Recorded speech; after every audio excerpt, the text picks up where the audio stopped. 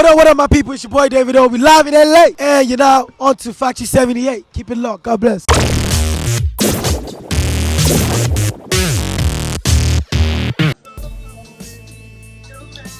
Hello, hello. Appreciate you, man. How you doing? What's up, man? Yeah, I was confused. I was thinking it was gonna be on fire. But yeah, it's good too. What's up? How you doing? No, I'm good, man. It's solid. We was about to go do your live, man. It was good, man. No, I appreciate you being here, taking the time out, man. I just want to take a second just to welcome everybody who's here. So everybody who's joining in for the live, definitely appreciate. Yes, welcome everybody. I think it's about to be a very interesting, live video. It's going to be crazy, man. We and excited. it's crazy because I haven't been on the internet in like 3-4 months. Like I've just been. I've been seeing. I know this is a big deal. You opened the page back up just for us, so we appreciate it. We appreciate it. So this is a part of our GRAMMY Museum Mentorship Mondays. We've been doing this series all summer long, and really excited to have you here to end out with a live video. This is a mentorship program we've been doing with students from GRAMMY U in partnership with Michelle Obama's Reach Higher initiative. So it's really exciting to have you open back up the page and come and talk to us, man. So if you're ready, we're ready to just jump into it, man. Let's go. So I know you were born here in the States in Atlanta, but you were raised in Nigeria, right? So, yeah, because my mom went to school, like university in Atlanta in Clark. My mom went to Clark. Right. So I was born there obviously, but most of my life I've been in Nigeria. I only went back to America when I actually went back for college. But like most of the time, I was out in Nigeria. Like everything I know about my childhood was Nigerian. You know what I'm saying? Yeah. So tell us a little bit about how growing up in Nigeria and the culture kind of shaped. Who you are. With me, it's kind of double-sided because I got dual citizenship. I'm both American and Nigerian. Right. So like, I understand both cultures. Like I grew up with both cultures. I was the only child of my parents that actually lived in Nigeria with my parents. My brothers and sisters, they was all in London, America. Wow. I would only travel like during like breaks from school. Breaks from school, like travel, holidays, summer holidays. So like every time I was over there, I understand the culture, and like me, I grew up listening to hip hop. Like I grew up listening to like Eminem, 50 Cent, Ludacris type stuff. Because every summer I'd go to America. I'm like, yo, what's the new song? What's the new artist? Blah blah blah. Right. And then I go home. It's the same thing. So I love both sides of the music. But I think it took it took one trip. I took one trip to Nigeria in December of 2009 or 2010, I can't remember. And then the entertainment scene was crazy. Right. The entertainment scene in Nigeria was like crazy. So I came back home. I'm like, yo, what's going on? Like, what I'm saying? I saw it grow, and I was like, man, I really love to do African music. So I just really started listening to more African music. P Square, D'banj, Two Face, Style Plus, Face, like a lot. And then I just started loving African music, and I bought my own equipment. I just started producing, making African beats, and it just happened. Man, and I know the Afro beats sound, really became popular like on an international level, like in recent years. But some people, I feel like, got it confused a little bit in the beginning. So from your perspective, how would you describe the Afrobeat sound? Like, how would you describe that? I don't think you can really describe it with a sound, because like Afrobeat is really, started with like Fela. Fela started Afrobeat. He's the originator of Afrobeat. So when like in the UK, when they were looking for a genre to put us under, what I'm saying? I think they chose Afrobeats as the genre. Right. But a lot of songs that we listen to, like for example, like a Wande Coal song or Fireboy song, R&B. Right. Would you really say that's Afrobeats? But it's not really Afrobeats, but we've been put under as a genre as Afrobeats. You know what I'm saying? So I think that's really where people have to understand that it's kind of two different. It has like two different kind of meanings. You feel me? Right. Yeah, and I know you said you were, the youngest sibling, and it seems like most of your siblings kind of went and joined the family business, but you said, I'm gonna do something different. I'm gonna do the music. What was it about music that made you say? It wasn't really like, I want to go like rebel and do my own thing. It wasn't really that. I was just in love with music. It was just I couldn't concentrate doing anything else. You know what I'm saying? I was slacking in school. I was slacking in a lot of other things that, I was meant to be focusing on doing. That it was just music, and it's just like I had to kind of fight for it. You know what I'm saying? Right. It's just what I just knew that I was destined to do. You know what I'm saying? I know you said you went to school. When you came back, you went to school for a while at Alabama. I came back. I came back to America. Then I went to school. I first went to school in Tennessee. That was the first. Okay. Yeah, the first place I went to was Tennessee. Okay. Then it was weird. It was like I couldn't stay there, so I got moved to HBCU in Alabama, Huntsville, Alabama. This college called Oakwood University.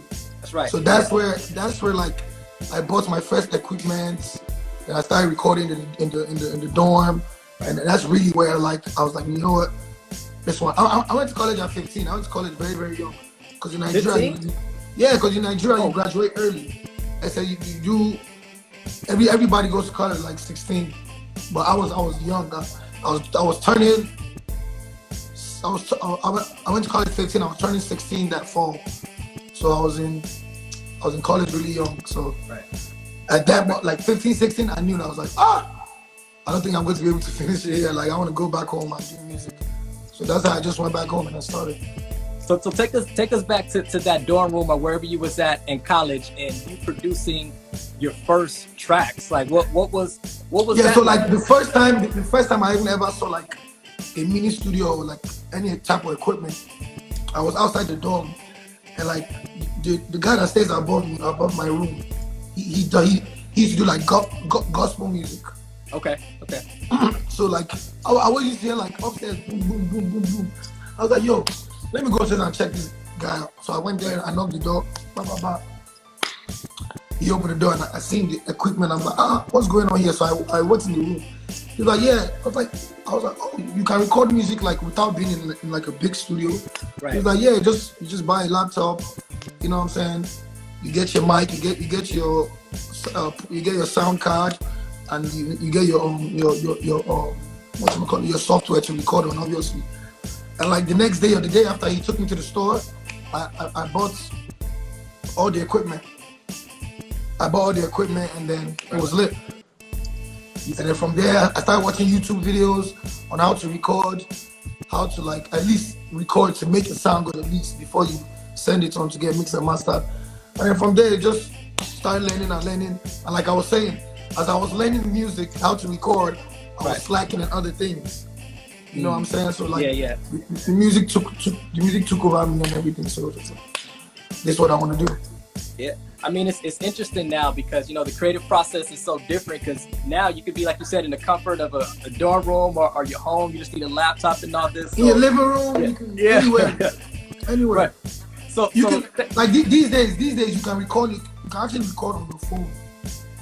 No, yeah, for sure. Yeah, you can record on your phone. Album, yeah. So what's your? I know that, for you have such a diverse background with the creative process, because not only are you an artist, but you're a songwriter and a producer. So when you're getting ready to go in the studio or in your home and you're getting ready to create, what's your process? Do you start with the beat? Do you start with the lyrics? I mean, what's your process? like with me, like in the beginning of my career, like early stages of my career, it was really like almost a one-man band. That's like my first recording, was like my first single. I made the beats. I recorded the song myself. My second single, Davido, I co-produced it. I mixed and mastered Davido myself. Oh, damn, you get it. Okay. Yeah, so like when I was getting bigger, I was going on tour, so it was like I kind of knew like I couldn't do everything myself, because like everything was getting bigger. So like I have like producers that I work with, like now, like a range of them. I have songwriters that I work with co-write songs with range of them. I have engineers that I work with now because I believe in a collective effort right now. That's what I believe. You know what I'm saying? So, that's really for a while, yeah, I was producing a lot of my own stuff, but now I really just sit back and learn from young minds, learn from even like these new producers that are way younger than me right now. I'm even learning a lot from them. So it's just, it's just crazy. So when did the moment hit for you? Because I know that you're like your dad really wanted you to be in the university and follow the school. When was the moment for you where it was like, this is what I can do. I'm gonna do it, and there's no turning back. When was that moment? I mean, like obviously, like I'm not a fool. Like when my dad told me, like, oh, you gotta be in school. Honestly, I wasn't gonna leave school unless I blew. Like I was sure, like, it's lit. Type, you know what I'm saying? Right. So like I was in school. I came back home. I was in school, Bangkok University. I was there for like 2 years. I was there straight for like 7 months straight, and like it's outside the city. It's like outside the city. So I made sure I was like, my friend had to tell me and call me like, yo, it's lit, boy. They played the song in the club last night. Everybody went crazy. I said, bet, I'm out. So that's really how. But honestly, I blew up and I went back to school and I got my degree. What did you go to school for? Business management / music. Man, so you really got the best of both worlds here, man. Because the business side of everything is important. Like I said, like music's 30%, music is 30-40%. Right. And then, you know what I'm saying, the business side obviously is something that you have to, So do you feel like you benefited from finishing school with your music career? You feel like that knowledge you got from? Honestly, with my, I don't want to be like, oh, don't go to school or it's bad, but I don't want to be like, oh, you have to go to school to be able to handle business in music. I know a lot of people that haven't finished school that, that even more, they're killing it in the business side of things. So I wouldn't say, but with me, I said it did help me. Just, just to concentrate and just sometimes in life you just have to sacrifice. It was something that I had to do for my father. Like, look, I let you do this music, but just finish school. So I just that was my own term. You know what I'm saying? Right. For somebody else, it might be different. Now, a lot of people don't have the opportunity to go to school, so I can't just say go to school. You know what I'm saying? I saw an interview where you talked about how your dad made a deal with you. He said you go to school, he'll build you a studio and do the 2 videos. Talk a little bit about that conversation with your pop. So no cap. That was the deal. I was like, you want me to go to school? All right, man, let's make a deal. Right. So he built me like the best studio in Lagos at that time. Yeah. The best studio. He built me like the best studio in Lagos at that time. So, honestly, I benefited a lot of that studio. I recorded my first album studio in that studio. I met a lot of artists, a lot of big artists that were way bigger than me at that time. They came around in that studio. So the studio did a lot for me. I wouldn't even lie, it did a lot for me. No, that's big. I mean, you was already negotiating. No, the deal was I go to school straight for 2 weeks. So if I go to school Monday, I stay 1 week. Then the next weekend, I get to come home. You feel me? Okay. Oh, so you was traveling back and forth that often? Huh? You was traveling back and forth that often? Yeah, it was just like 45-minute drive. Okay. Going back there. Okay. Man, so I know you talked a lot about, you were really hands-on in the beginning doing like the production, the mixing, and now, you're more established. You can have like a team around you. But was there anybody around you from the beginning, any mentors or any people that you looked up to on a music base that kind of helped you to get to that point where you are now? Oh, definitely. Like I said, I mentioned some names before. Like shout out to Don Jazzy and the Bars. Like those were like the first people like me, like coming from Atlanta and just hanging around them. Honestly, those were like the first people to inspire me to want to do like African music, because like them boys did that shit. Like they did it. Like, my bad for cursing, but them boys did it. You know what I'm saying? Like they took it on another level. Like I remember seeing them with Jay-Z and Kanye in a room. I was like, what? Wow. Like African music, seeing that being African in college and seeing that and showing my friends like, yo, these African musicians, look at them with Jay-Z. You know what I'm saying? That it made them take, you know, the whole thing more serious. So of course they had a lot to do with me, you know, wanting to do music. Of course, my father, of course, is a mentor. You know, but apart from that, you know what I'm saying, I learned a lot from myself. I learned a lot from experiences that I experienced, you know, coming in the industry. I've been through a lot, you know, before getting here. So, you know, it's just life. I think life has been like a crazy experience for me to just use as, you know. But I won't say like, apart from the people I just named and a couple other people, of course, like the musicians I named earlier, P Square, Two Face, they're a lot. But when I say like the people I hung around that made me like want to do it was, you know, Motives, you know, because I was in their house as a kid, you know what I'm saying? So, right. No, I mean, no, that's real. It's always good to have those people to lean on. And like you said, life is the best, you know, instructor itself, you know, just learning from life lessons itself, you know. I do see that you got, you know, like you said, you were able to really tap in from the Nigerian culture, the American culture, because you're living in both. And I see that you got some big collaborations with some big artists here in, you know, the U.S., from, you know, Chris Brown to Summer Walker. And it seems like they really tapped in to your sound of music. So what was those collaborations like? Did you have to like introduce them to the style, or how was it working with, nah, like trust me, like everybody knows what's going on. You know what I'm saying? Right. Like the genre, African music has been loved for time. But you know what I'm saying? I just feel like now we're getting like the exposure. You know what I'm saying? Now we're getting to do late night shows. Now we got billboards in Times Square. We're on the radio. We're getting booked for festivals. You know what I'm saying? So there are a couple of things that make it look like it's new, but it's not new.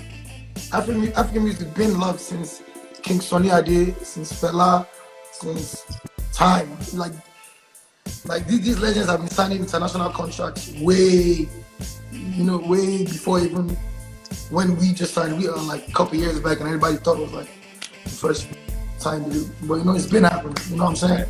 So, you know, like I said, it's always been here, but I just feel like it's just now that we got to that recognition. So everybody like thinks it's new, but nah, it's been here for time. No, that's true.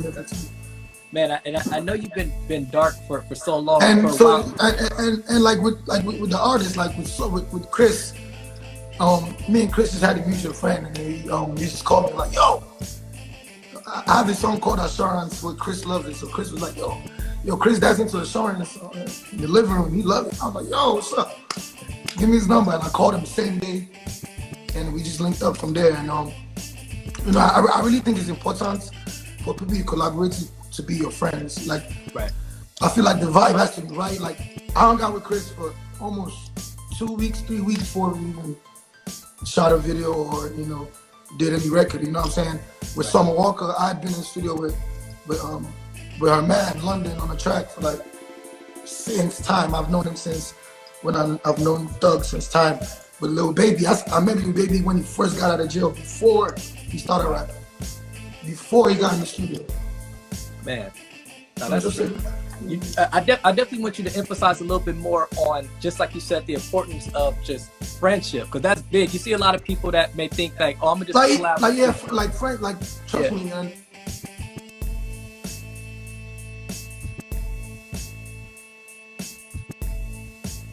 Like I said, experience. Yeah. Like I said, experience has been like a great lesson. So like even with me, like I've made songs with people in the past where I'm like, you know what? Yeah, the label hooked it up, but if it's not, you know what I'm saying? If it's not natural, if it's not something that you know, that I can see a future with, go on tour. Like me and Chris, we went on tour together. Right. Like, you know what I'm saying? So it's so much more than the music. You feel me? Right. No, that's a big deal. That's a big deal. Talk a little bit about, you know, did you run into any challenges when you stepped into this industry? Like, were there any times where you kind of maybe felt doubtful, or you felt like, man, maybe I should just fall with the school stuff, or there was never a time. There was never, because I'm a warrior. So like, there was never a time where it was like, oh, I'm quitting. But like I did have a lot of like in the beginning. I did have a lot of challenges because of my background and where I come from. You know, so a lot of people just, oh, his dad has money. You know, so I paid all the blah blah blah. And I was like, but I just kept on winning. I'm like, I just kept on winning. You know what I'm saying? It just got to a point where it's like, you know, he's just blessed and he's good at what he does. You know what I'm saying? It took a while for people to accept because of my background. You know what I'm saying? Right. But I'm over it. Where do you build that confidence from? Because a lot of people, it seems like they stop when it gets hard. But for you, no, you there's a lot of times.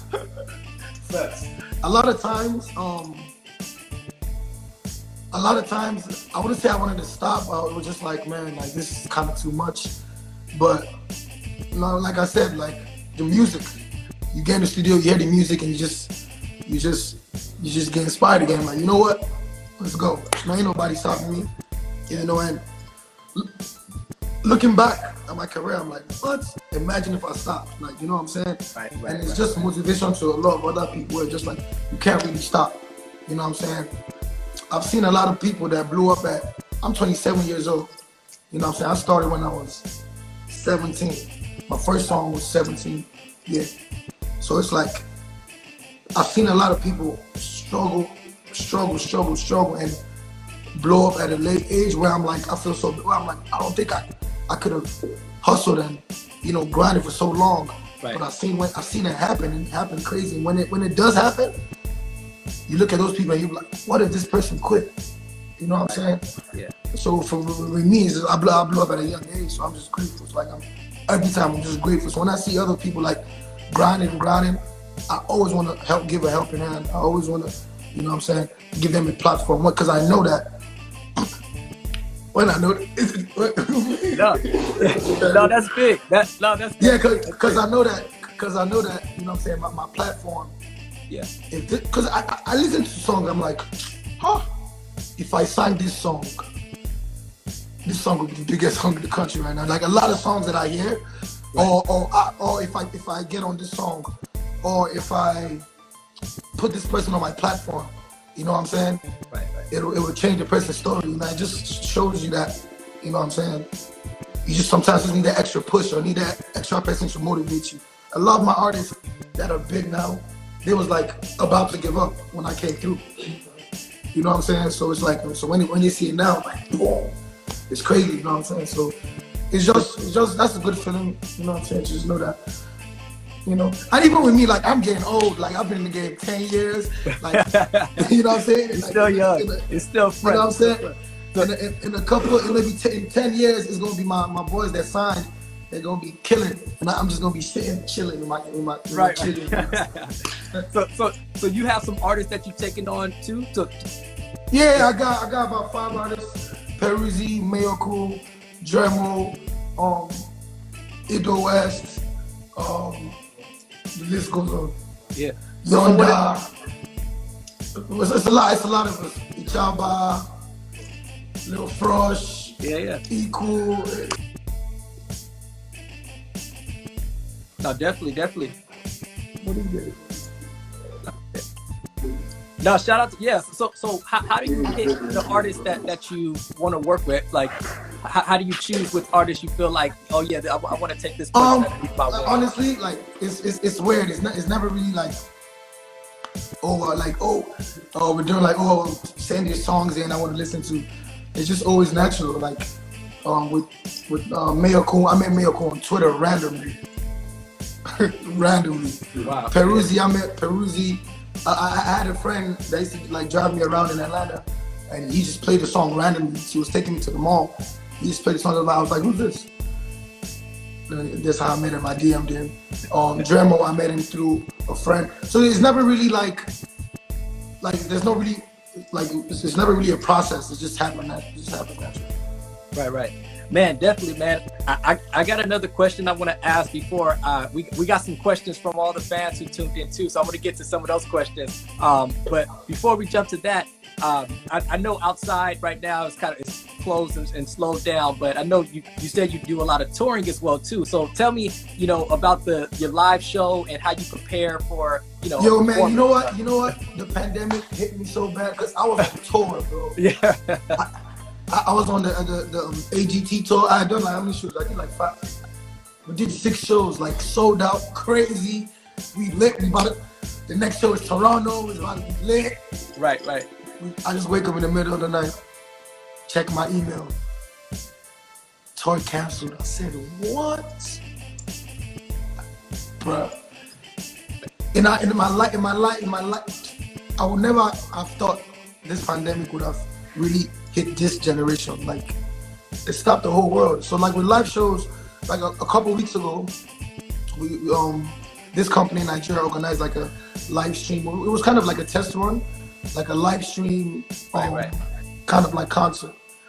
And then I see some people doing like the drive-through concerts, and stuff like that. I don't know, but we're gonna see how we can see how we can work it out. Because the best thing about being a musician is having to perform for the people you make the music for.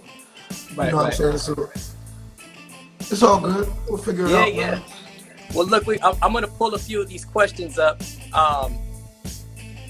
We got a question right here. It should come up across the shade. Said, who is your ideal artist to work with? Who is your ideal artist to work with? Somebody maybe you want to collab with, or? Oh, I've been collaborating.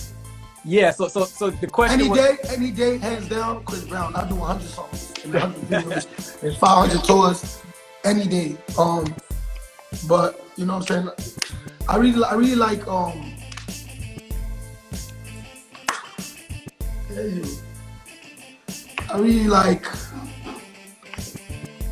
I like country music. I think I want to do something like a country music. Country music? Okay, that's interesting. That's interesting. Like Little Big Town. I like Little Big Town. Okay, that'd be a vibe. Yeah, yep. I met him before too. A couple years back. We was making in the studio. But if they're watching this, what's up? All right, we got another one right here. It says. So the next one says, how do you know when you need to stick with something career-wise? So how do you know when it's something that you should stick with? Question is funny. I don't understand that question. Like stick with something, like something you do? Or stick with the artist, or stick with a manager, or stick with a sound? I guess they're saying, like, how do you know when something is right for you to actually pursue? I mean, honestly, like I said, you have to make mistakes.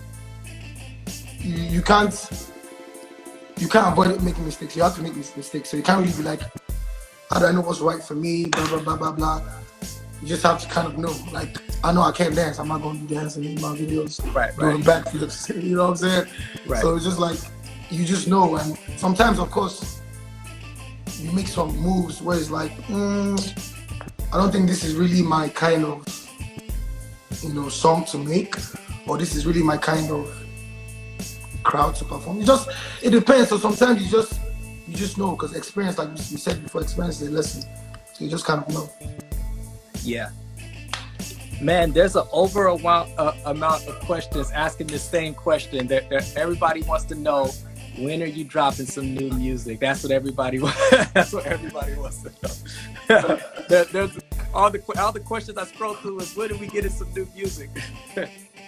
Yo, I knew that. That's when I was like, yo, we gotta go on my live. I was like, they're gonna ask me so much questions. But I want to let everybody know that the album is done. Just know that it's done, and I'll let them know when I'm dropping it. Oh, that's awesome. You heard it here first. Our album is done. You gonna let us know. We need you to come back for the exclusive. So you can. It might be this year. It might be tomorrow. It might be next year. It might be 2 years. It might be never.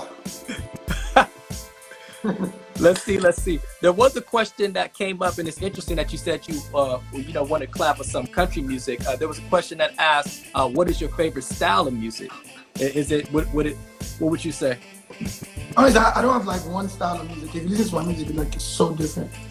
Yeah. You can't really hear the same thing, but I listen to everything. I listen to trap. I listen to R&B. I listen to hip hop. I listen to house music. I listen to amapiano. I listen to African music. I listen to everything, like everything. Right. You definitely have them go crazy with letting them know you got new music. Let's see. There's a couple more.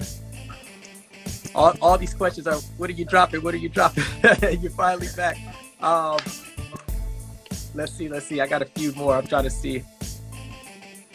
Okay, you already did he answer the question? He told you guys, we got the album's done, so he's gonna let you know. We gonna let you know when it drops. But in the meantime, man, like I said, we've been doing this series for college students who are interested in the music industry, and had a lot of different industry professionals come and talk about their career and advice.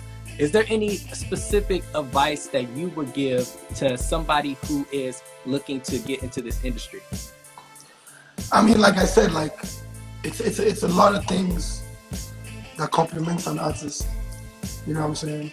There's one word I use. I always say, you rush in, you rush out. You know what I'm saying? Rome was not built in a day. That's one. You have to be very hardworking and very loyal, because what you don't understand, when you're hardworking and you're loyal to the people that are working for you, they tend to leave the fact that, and I don't know why a lot of people don't understand it, they tend to leave the fact that, okay, we understand that we're all making money together, but when everybody's working so hard, you put so much hard work into it, it becomes not about the money anymore. It becomes about the hard work and the stress and the late nights, you know what I'm saying, in the studio, the times backstage when we're sick and we know we have to deliver, we have to perform. So it becomes, you have to love yourself as an artist, you understand? To make sure that, you know what I'm saying, everything just goes smoothly. Nothing will go smoothly, that's impossible, but hard work, loyalty, and there's work with people. Do you understand? Right. Some people like just, I want to do everything myself. You can't do everything yourself. It's impossible. You know what I'm saying? Get in the studio with multiple producers. You know what I'm saying? Know the kind of sound that fits you. Know the kind of sound that fits you, that look, I can deliver this type of record. A lot of records they bring to me, I'm like, look, I can't deliver this record. I don't do it. You know what I'm saying? Know your sound, stick to it. And that is it. There's nothing, like I said, there's no manual for this. There's no manual. There's no real manual for success. It's just really the basics. You know what I'm saying? So just keep doing it. No, that's great. That's great. That's great advice, man. We appreciate you being here. I mean, last question that I have for you before we wrap up is, I mean, you've already accomplished so much in the music industry. Like you said, you've been doing this since you were younger. What's next for you on your plate? I know you said the album is done, but what would be like the next goal that you would want to hit in music? I don't know, man. Like I say, like every time, like somebody asked me this question, like, at what point in life did I know that I made it? I was like, there's never really a point in life, because every time you think you've made it, there's always something greater. You know what I'm saying? I just want to keep making music and just spread this culture around the world. You know what I'm saying? I know it's gonna change life. I know it's gonna be bigger than it is now. Whatever God has planned for me, I know it's gonna be huge. But I just want to keep making music and just spread the culture and just explode this culture and just, you know what I'm saying? Just set my name in stone. Set my name in stone. You know. Man, well, thank you so much again for being here, and everybody who's tuning in. We see the likes going crazy. We got a big drop today, knowing that the album is done, so we just gotta wait for it to come out. But again, we want to appreciate you for being a part of the GRAMMY Museum's Mentorship Mondays series. This was our last one, so you wrapped it up in a big deal. Special shout out. Thank you. I thank you guys for giving me this opportunity. So I was really excited when I saw it. So. Yeah, no, we gotta get you back when the album comes out to come do some more. We have of course education programs that happen. Of course. Yeah, for sure. So anybody who's watching right now, if you guys want to keep up with what we're doing, learn more about the education programs we're doing with the GRAMMY Museum, go to the GRAMMY Museum's page, and you can learn much more about the different education programs that we have coming up. And we just, thankful to have you. Special shout out to Reach Higher Initiative, GRAMMY U Recording Academy. Appreciate you being here, man. Thank you so much. God bless you. Obio Bada signing out. I'll see you guys next. I'll see you guys next day when I drop music. All right.